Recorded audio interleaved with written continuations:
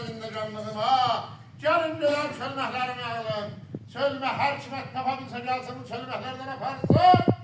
Çölməsi qardaş neçədir biri? 5 hafta. 5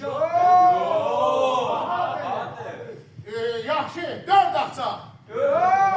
Bahadır.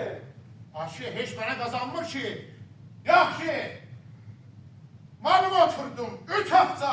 Gəlmədim. Ay şu çölməklərin sınıq salpağı yoxdur. Yox, çox da gözəldir. Onda birim verəcək. Cəbra, cəbra. Olun be, para. Bu 3 hafta. Çox gözəl. Bu biri sənin. Sağ ol, sağ ol. Aha. Yaxşı. Aşağıya rəncü yoxum de. Yox, Birini də ver mənə. biri də sənin, para. Bu da çaxca, buyur, bu da sənin. Hadi olta patlamaz. Ay, o üstünde patlamaz. Yok, patlamaz. Birine pulun ver. Çok da güzel. Aşı, bu da senin. Sonra da koyak buraya. Yaxşı, tutuldu bir tane Şeyler kaldı. kaldı. O güllünü de ver bana. Güllü çölmeyi bir tane de veririm sana. Bu da benim. Ah, sen tek senin olsun. Ay kardeş, tutuldu, tutuldu.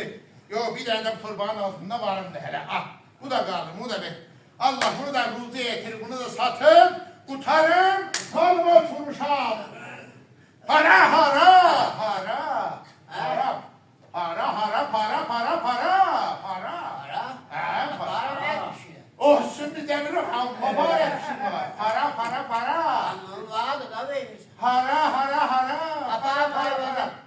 Para. Akşı bülür o. Para vereceksin. Pul, amca. Para, Pul verir. Neçə?